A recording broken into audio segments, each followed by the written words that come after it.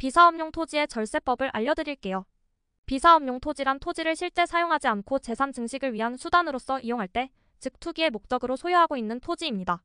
토지의 원래 본래의 용도라는 게 정해져 있는데 토지의 보유기간 중 본래의 용도로서 사용하지 않는 토지입니다. 예를 들어 토지의 용도가 농지인데 농사를 짓지 않는다거나 건축물을 지을 수 있는 땅이지만 나대지로 방치하는 경우 등 비사업용 토지에 해당될 수 있습니다.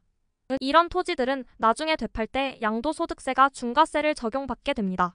2023년 비사업 토지의 양도세율 살펴봅시다. 비사업용 토지의 경우 일반 세율에 10% 추가로 양도세를 중과합니다. 토지의 지목별 사업용 토지 기준. 농지 도시지역 내 주거, 상업, 공업지역에 소재하지 않는 농지로서 기간 기준 동안 제촌, 작용하는 농지. 임야 기간 기준 동안 임야 소재지에 거주하는 자가 소유한 임야, 공익상 필요 또는 산림의 보호 육성에 필요한 임야. 거주 또는 사업과 직접 관련이 있는 임야.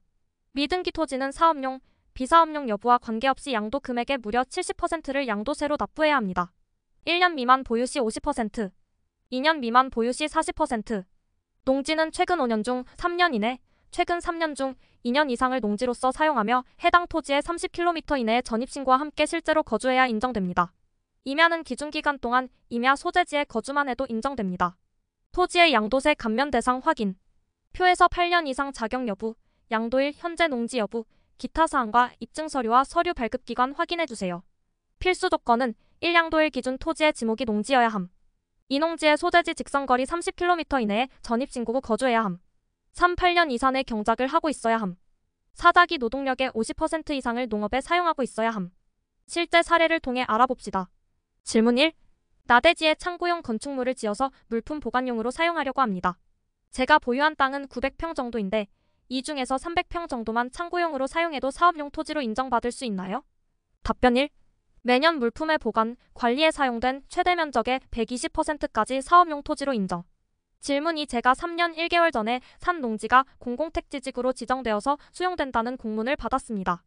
당시 1억 8천만 원에 매수했고 경비가 1,040만 원 정도 들었는데 현금 보상가액이 4억 원이라고 합니다. 땅이 국가에 강제 수용되는 바람에 아직 사업용으로 인정받을 수 있는 자격기간을 채우지 못했는데 이런 경우 비사업용 토지로 세금이 부과되는 것인지 궁금합니다. 양도소득세 감면 받을 수 있는 방법이 있는지 얼마나 받을 수 있는지도 궁금합니다. 답변 2. 공익사업에 의해 수용되는 토지는 사용용도와 기간에 관계없이 사업용으로 인정됩니다. 보상금 수령 방식에 따른 양도소득세 감면율은 현금 보상 시 10%, 채권 보상 시 15%, 만기 3년 이상 30%, 만기 5년 이상 40%, 대토 보상 시 40%입니다. 질문 3.